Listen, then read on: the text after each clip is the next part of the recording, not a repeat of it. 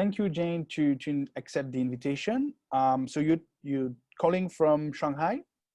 Yes, well, thank you for having me on the show. I'm currently in Shanghai, yes. Awesome.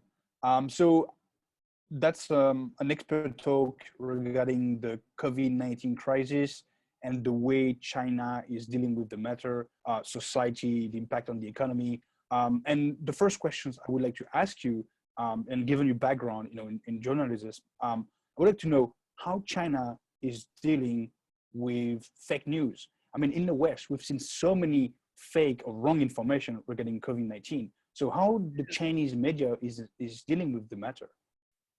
Well, obviously there are a lot of noise, right? Especially now with the social media, people can say whatever they want.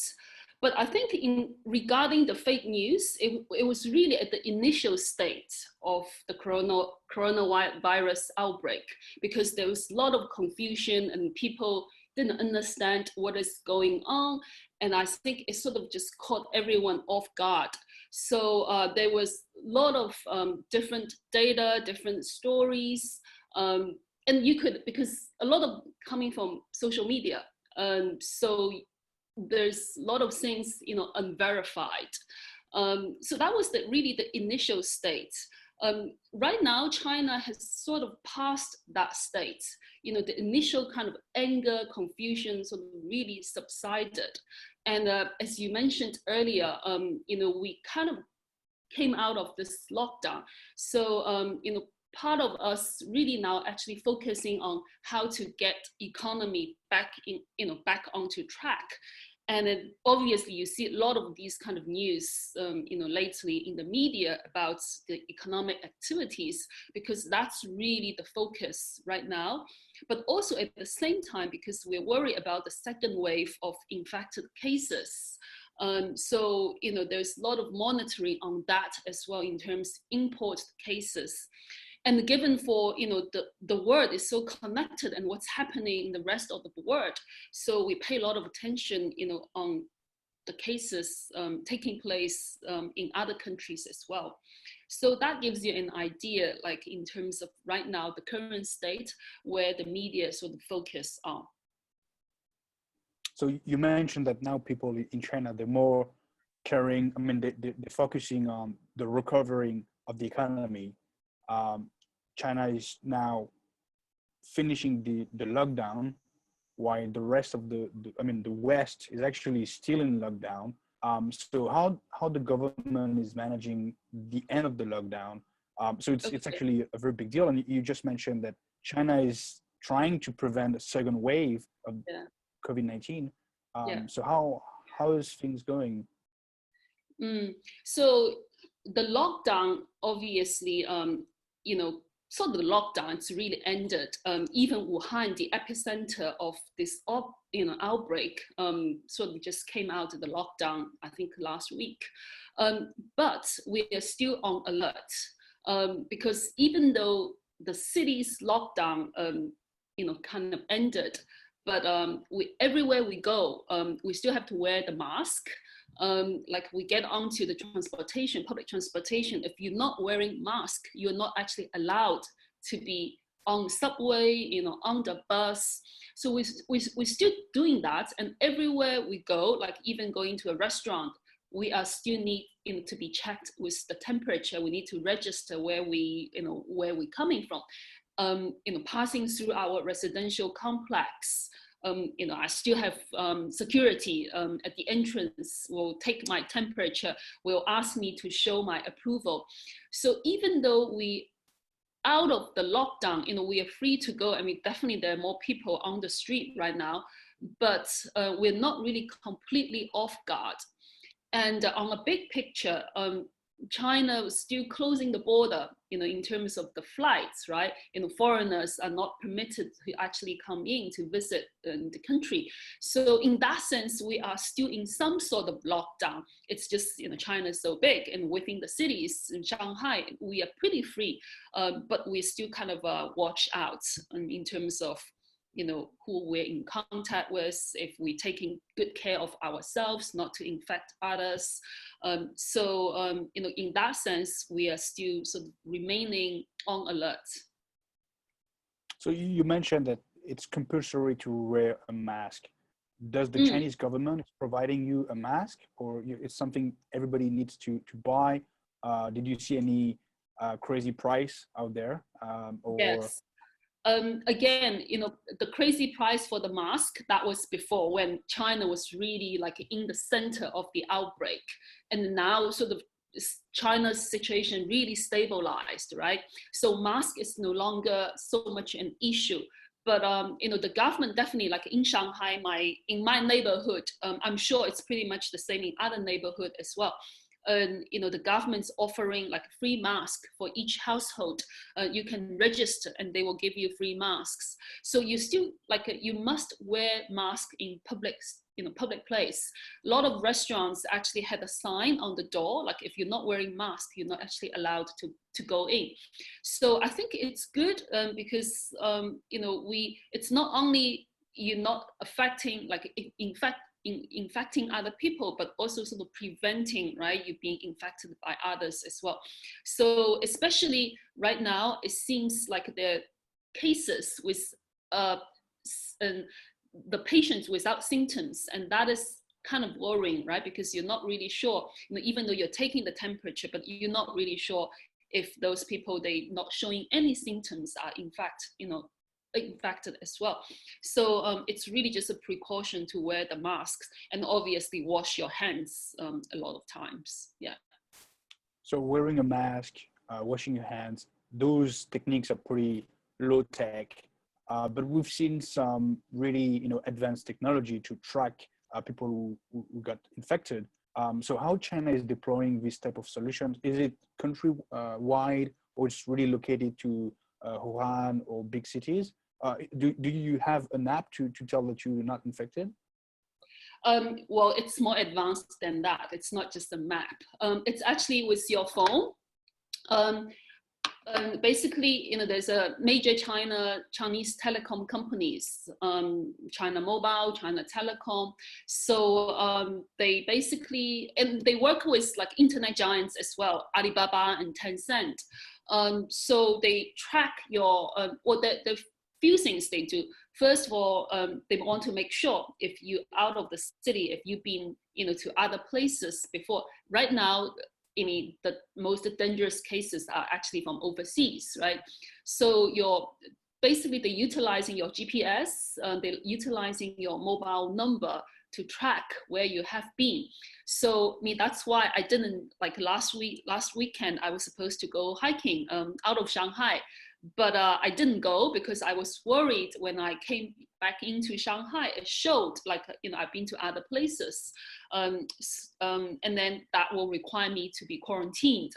That was just my worry. I wasn't really sure if it's really that strict, but really depends where I go. So if I go to hospital, right, that's the most sensitive area. So they do a lot of checking. So they need to see where you have been in the past 2 weeks. So if I stayed in Shanghai, so my code is green. So that means I pass, I'm healthy, so I'm allowed to go in. And so that's one way, like to track where you have been, where your whereabouts. And obviously they work with, the government also work with Alibaba and Tencent, and they utilizing WeChat and Alipay to show your health code, who you're in contact with and where you may have been, where you have visited, if you visit anywhere like dangerous. So again, that will give you a health code as well.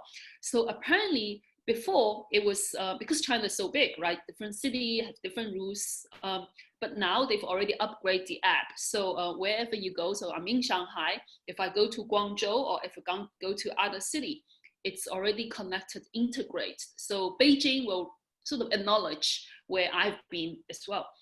So it's already kind of very much connected. Anywhere you go in China, you just need to show them, your health code. That's like your approval basically to get in and out. So right now the Chinese government is saying anyone can move anywhere. within China. So if you're in Beijing, you can go to Shanghai as long as you have your phone with you. So there's no restriction. So there's no, certain places are stricter than the other places. So I'm in Shanghai right now. I feel it's pretty free. You can go anywhere as long as you wear the mask, as long as you check your temperature, you do your washing hands thing. So that's pretty, that's pretty free. But apparently I read in Beijing, it's still very strict in terms of your movement. It's probably partly because Beijing is the capital, right?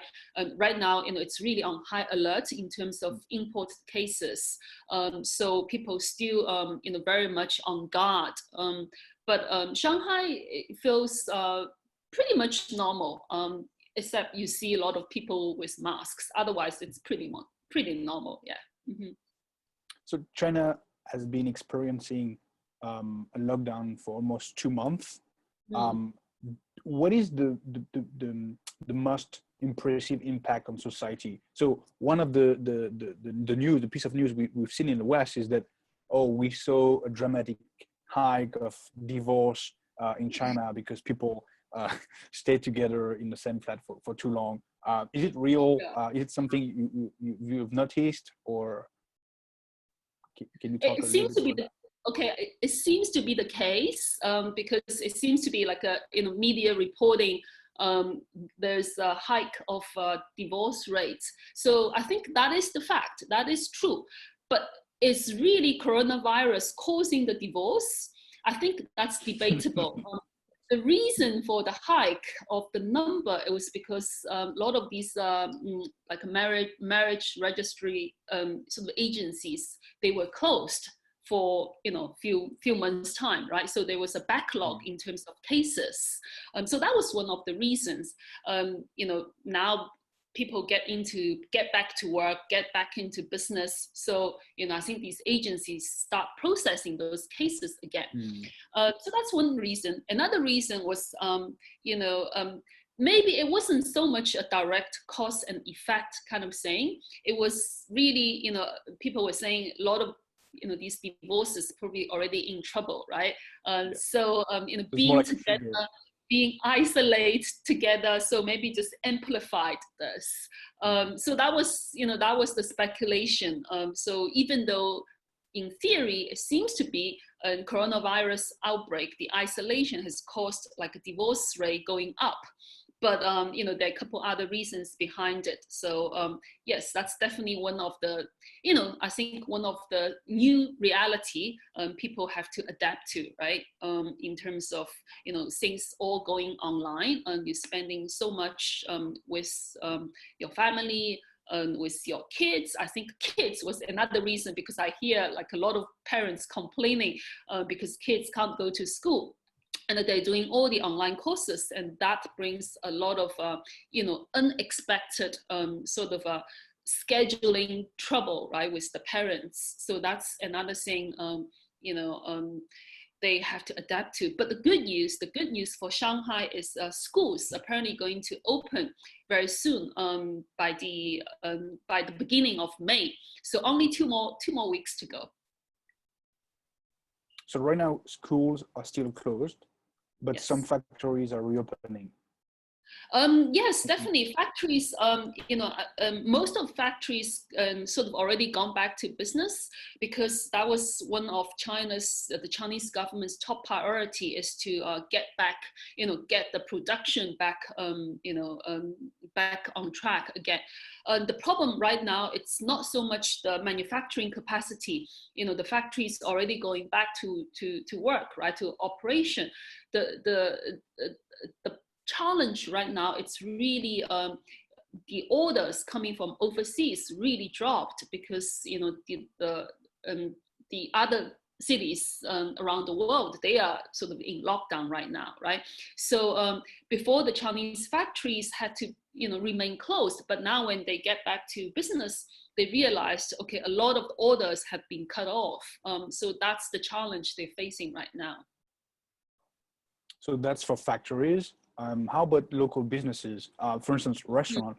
That's something we've seen in the West. A lot of restaurants actually going bankrupt because they don't have the cash, paying all those salaries, the rent for a month. How about China? I mean, it's been 2 months. Yes. How is the situation? Well, luckily, again, right, since we already passed the lockdown period, so we're now back into, back to work. So most of the restaurants and bars in Shanghai, they already open. But as you said, many also already died. So even and as I mentioned, people still on alert, right? And also with there's like uncertainty regarding the future and the security of the jobs. So people are very cautious in in terms of spending. So even the restaurants and bars, they already opened. Many of them, most of them actually already open. But in terms of the number of diners, I would say still very far from really back to normal, because a lot of people just stay in, for fear, like in terms of the ability of consumption, right? So that that brings like one of the China's current top priorities really to encourage like a consumption and encourage consumer spending, because by only doing that you can drive the economy forward. So what do they do exactly to enable this type of, to push this type of behavior? Is there any massive plan? We've seen in the US, $2 trillion to help local businesses, airlines. So what the Chinese government is doing? So there are many levels. On a very high level, first of all, the Chinese government is encouraging the building of infrastructure again. So like where I live now, there are a couple construction sites around. So you could see they're busy working, the workers already come back to the site. They doing this 18 hours a day. So they're really rushing. So that's one way, like the Chinese government is using infrastructure to driving the economy, right? Building big developments again, and building, roads, building railways. They have a term called new infrastructure.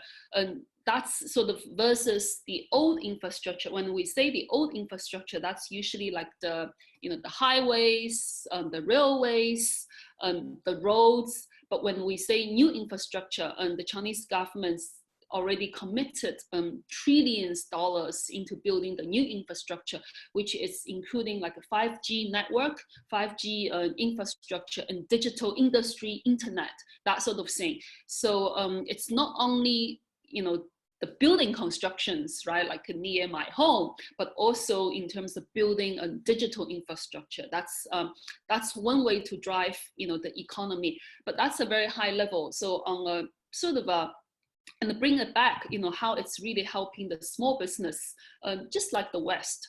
One thing the Chinese government is doing is really encouraging the banks to lend to the small business, because it's not really in Chinese companies, SMEs tradition to get money to get loans from banks. So, but the Chinese government's really pushing the banks to lend money to the small business. And also the Chinese government, will continue subsidize certain industries like electric vehicles, because last year the Chinese government has already sort of decided to stop, right, subsidizing the EV industry, but now to push for like a more consumption, the government sort of pledged to continue subsidizing these kind of industry as well. And also that's different, like on a local level, different cities like Nanjing also giving out in terms of spending vouchers, spending coupons. That's like a cash, basically, directly encourage people to spend more. So, through these kind of means, the Chinese government's really trying to, see to help it sort of maintain its economy together. Yeah. But good news is so basically yeah. So the good news is very interesting in terms of property markets. The property, like during the outbreak, right? Because China is so big, the way they control the population movement is, okay, if you're not Shanghai, if you don't have a Shanghai residency permit, you are not allowed to come into Shanghai. So, so a lot of out of city workers, they may have a job in Shanghai, but because they don't have a property, they were not allowed to come back into Shanghai. So now, after after the lockdown was lifted, a lot of them sort of said, okay, now the first thing I'm going to do is to buy a property. So the property market's really hot, especially the cities. They have really like a better in terms of Medicare resource, right? So usually they are like a well-developed cities. I mean, obviously Shanghai is one, but even like Nanjing or Hangzhou, these big cities, they have better governance, better Medicare sort of facilities. They attract more people to actually buy properties in these cities. So the domestic property market's really, really hot. A lot of people, wearing the mask, go to choose apartments to buy. Partly also because the government's relaxing the bank lending as well, so encourage people to spend more. So we see a real rebound in terms of property markets. Interesting, because here in Hong Kong it's dropping. In most countries in the world is not increasing. I mean, it's the real estate market is really looking at what is going to happen next. So interesting to see that this. Maybe because China so always break in bricks, right? Always believe in bricks, right? In buying bricks, because they think that's that's real asset. So especially if something like a coronavirus outbreak's over, maybe it gives them a sense of security to actually have a property. Yeah. So you mentioned that the government is going to try to push the economy going online as part of the COVID-19 recovery package. But we all know that China is relying on a lot of manufacturing, and China is producing a lot of goods for the worldwide economy. How do you make a factory going digital? Do you think China is going to go faster toward a service country, with a lot of service company, and outsource and move their factories to maybe Vietnam? Do you think it's going to be a big change in the way the world supply chain is organized currently? Okay, I think there's several questions in what yes. you said. So first of all, going digital, the Chinese always a lot savvier, I think, than the rest of the world in terms of adapting to the digital advancements, right? So let's talk about on like everything going online first. So definitely the outbreak has accelerated the pace to go online. Well, just like 2003 SARS, the SARS outbreak, similar thing, but not so much as a global sort of pandemic, right? Because of SARS, we created, Alibaba, Taobao, and JD.com, right? So they really burst out of scene during the SARS period because people have to stay in, and utilizing online. So that helped Alibaba, Taobao, and JD.com grow. So in terms of the coronavirus outbreak, we don't know yet, like which digital company, which technology company is really going to be the winner of this. I think we still take some time to see. But in terms of the society, the whole society going online, that's definitely, sort of accelerates the pace of that. You mentioned about school going online, right? I definitely like the online classes because the school is closed. So, ThingTalk, that's an app by Alibaba, right? Similar similar to Zoom. You can use that for a lot of conference, business conference, and kids using ThingTalk for online classes. But because the kids despite the fact they still have to study at home given the outbreak, so they actually really rate the ThingTalk. They give ThingTalk like a 1 star. So even though they're like probably 200 million people using ThingTalk, right? So ThingTalk was still got like a very low rate because those kids like playing the prank, on ThingTalk. So yeah, definitely in terms going digital, accelerate the pace in terms of online education, right? So online education apps, really popular now. All the in terms of offline training, they need to have online presence. I mean, I'm actually a Toastmaster, so all the Toastmaster meetings going online as well. I know a lot of other offline training for kids and for adults, they all going online. So it just becomes such a part of daily life now. Also, not just regular, consumers, even luxury brands, right? So you're French, luxury brands. They usually they are very cautious in terms of adopting online strategy because they think online will sort of erode luxury brands sort of exclusivity. But with everyone, staying at home, even Louis Vuitton start doing live streaming shows and selling e-commerce through live streaming. So that was really the first. So even luxury brands really need to adapt to this new reality, right? So they finding like they really accelerating their pace in terms of adopting online digital strategy. So that's the online, that's the online part. You were talking about supply chain kind of a moving out of China. I think the outbreak has really caused a lot of countries to think if it's sustainable, if they rely all their production onto one major country, right? Because China is really the largest manufacturer in the world for all things. So yes, definitely you hear the talk like Japan saying they want to move the manufacturing supply chain out of China. You hear the talk like the US, it's encouraging the US firms to moving out of China. I mean, a lot of them, not just supply chain manufacturers, right? A lot of them probably other companies as well. But let's focus on supply chain. Factories already start moving sort of out of China even before the outbreak because there are many reasons.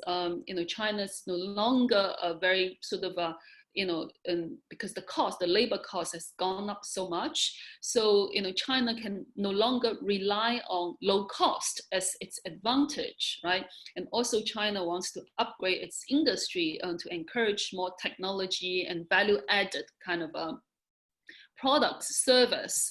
So, a lot of factories already sort of start moving out of China. But usually, a lot of them are low-end, sort of labor-intensive manufacturing, right? So they're moving the same kind of, the same clothing manufacturing, jeans factory to Vietnam, to Cambodia. So they're still very much low-end. So will the outbreak accelerate, this movement even further? I think it's still early to say because right now, the rest of the world is still very much in fight against the corona outbreak. I think on everyone's mind, and the goal is just to survive right now. So moving supply chain to somewhere else, that's a huge investment, right? So I'm not really sure if the companies right now, it's really in the mindset to explore a new market, to do new investment. So right now it's probably really survival. It's on everyone's sort of top agenda. So even though there's, there's been debates, obviously in the media, right? In terms of, okay, Japan wants to move out and US wants to move out. Is it really going to happen in the near future? I really have my doubts. I mean, it appears that those decisions, I mean, the talks about changing the supply chain are more driven by political reasons than economic reasons. Seems to be, The yeah. yeah, the manufacturers that moved to Vietnam before the outbreak, they were motivated by economic reasons, because as you Yes. mentioned, now China is more expensive. But all the talks about changing the entire supply chain because it's too risky to have a lot of goods being produced in China in case we need medical devices. It's really Mm, political at this mm, point. But mm, if the outbreak lasts maybe 2 years or more longer, maybe it's going to become also an economic reason mm. because there's no more shipment or. But yeah, apparently it's still too soon to know what's going to happen. So how the Chinese government is, trying to mitigate those risks of having a lot of companies moving out, or actually trying to, have those goods being produced outside China. Is that something the Chinese government is preparing for? I'm not too aware of that because, as I said, right now the priority is there's a disconnection, right? Because China's back to work, but the rest of the world it's actually very much in lockdown, not doing a lot. So China's focus right now is really trying to encourage domestic consumption. Obviously, trade export that's has been a challenge right now because the overseas orders has sort of really dropped. So that's why you see lot of other manufacturers turn to produce like masks and medical equipments, right? Because right now these are the things apparently most needed overseas. Demand way out, way over supply in terms. So a lot of companies like a BYD, it's an electric vehicle manufacturer, right? Based in Shenzhen, but it's actually now the world's largest mask manufacturer. So it has like the largest capacity to manufacture the masks, and it's export to the US. Huawei apparently it's also producing masks. So a lot of to mitigate that sort of risk, a lot of manufacturers sort of have already turned to manufacture, to produce medical equipments. So we had the outbreak early this year, still not the end. And last year we actually had the trade war, which is still not over. So how do you connect those two events in terms of economic impact? Obviously all the factors in China have been impacted by the trade war pretty badly for some.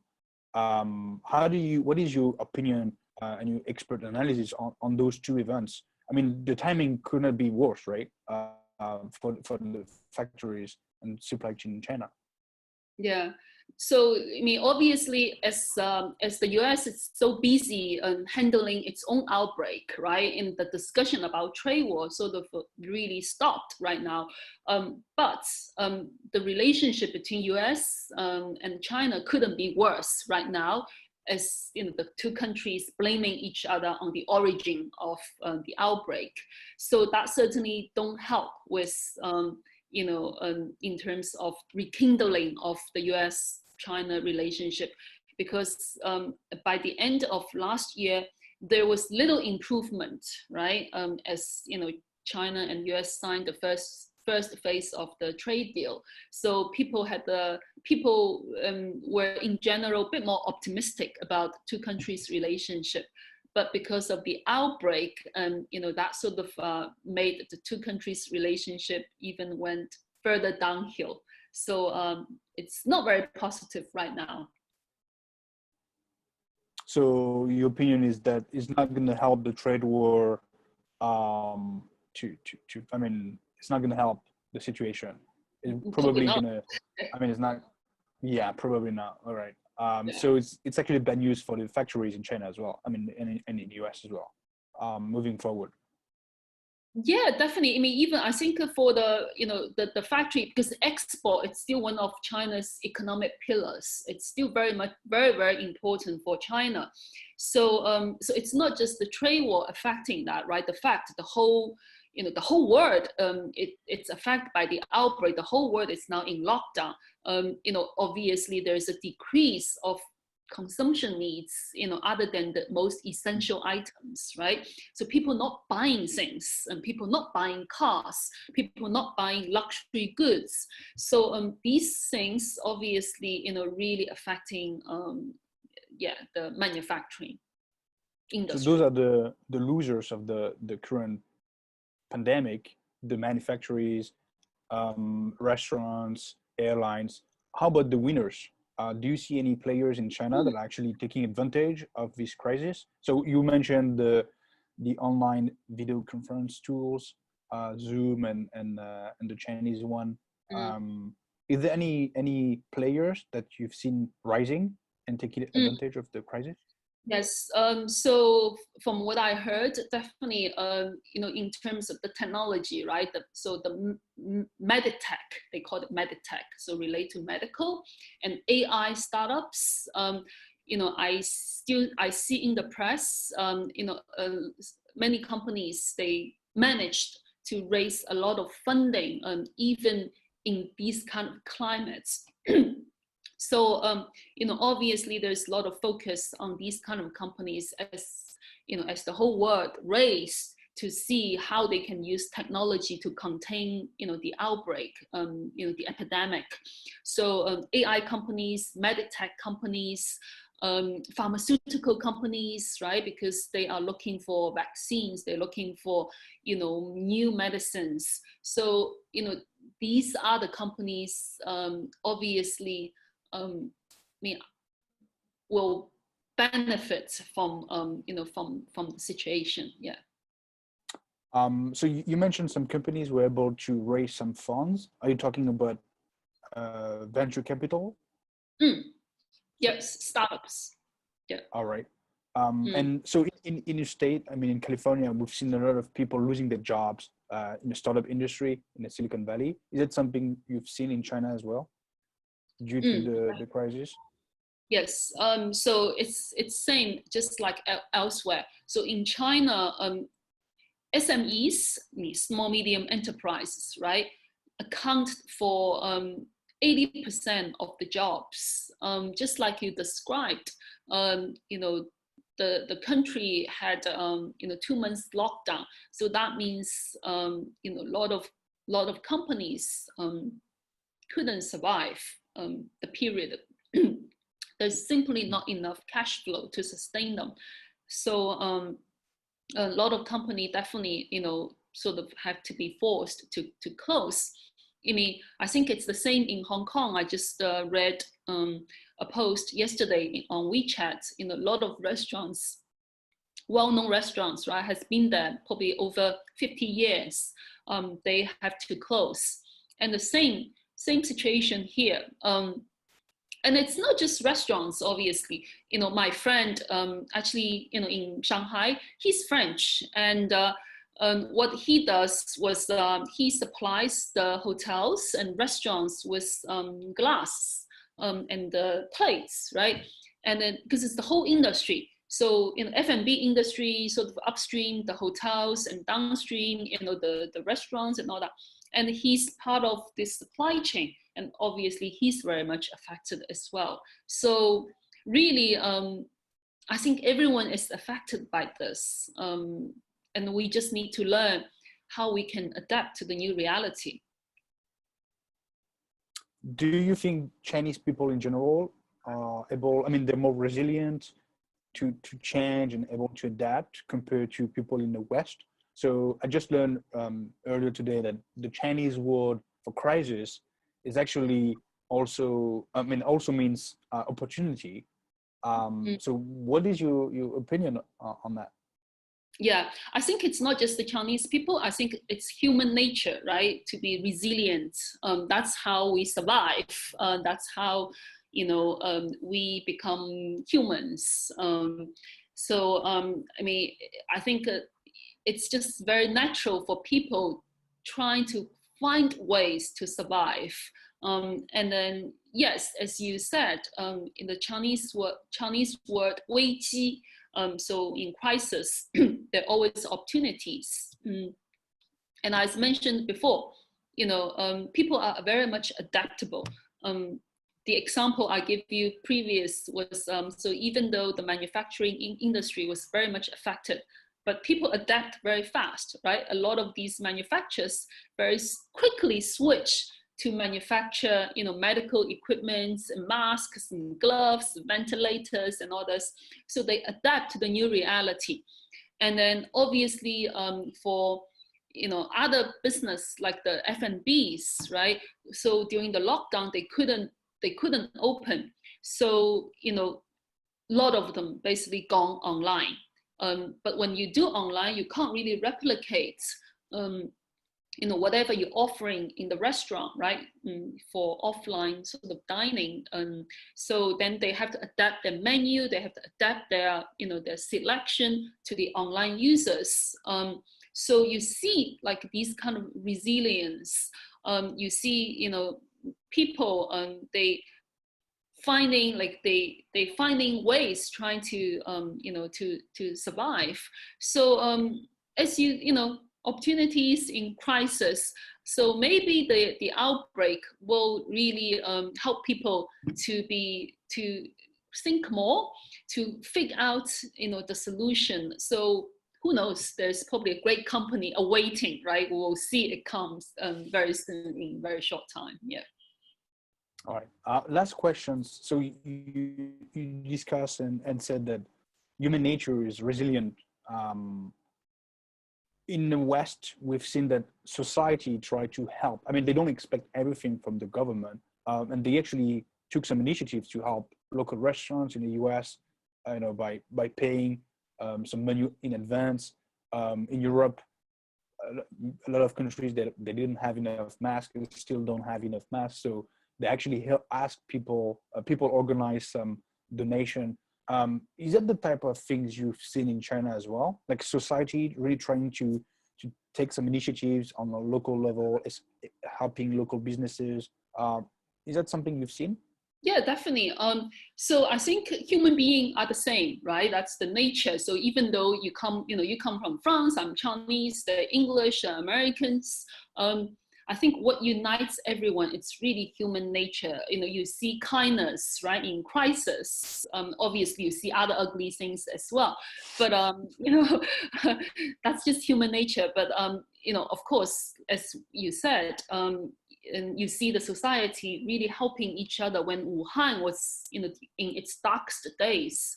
Other city really trying to help by donating, all these masks, by donating and whatever they needed, right, in the city. And not just that, Shanghai, for example, I'm sure other cities as well, even sent its own medical team to Wuhan to help them, fight the outbreak, right? So now China kind of stabilized. China sending a lot of equipment overseas to other countries, sending its medical professionals to other countries to help them, cope with, the epidemic. So that is, you definitely see a lot of these kind of kindness, right, in time of need. In terms of now in Shanghai, we're back kind of some kind of normal. Yes, you also see especially the restaurant scene. I have a friend, on my WeChat, and he's in the wine business, right? So, he sort of launched a campaign like Make Shanghai Crazy Again to support the local restaurants. So last weekend, last Friday, I was out. So I was really very pleased to see the street. I usually, I used to go to the bar street, the restaurant street. Especially the weather helps as well. When the weather is good, people come out. So I'm really pleased to see, the restaurants, the small restaurants, especially local. They are kind of, full with people, right? It gives you a sense of hope. It gives you a sense of, okay, maybe normality, it's not that far away. Yeah. All right. So it looks like you're pretty optimistic about the future. So it's pretty good to hear you. Thank you very much for answering all my questions. So what can we wish for you in the coming few weeks? Probably staying healthy and Yeah, well, thank you for giving me the opportunity to talk about this. Yes, definitely. I'm very optimistic. I think that's we will definitely overcome this. That's just in our nature, right? So I'm sure we will come out of it and be better. But hopefully the outbreak will really make us think more as human being, as how we treat the nature and how we react to the nature. So there's a lot of thinking to do, and how we, once we survive this, we should come out of this stronger. So yes, I wish you all the best as well. thank you. Thank you.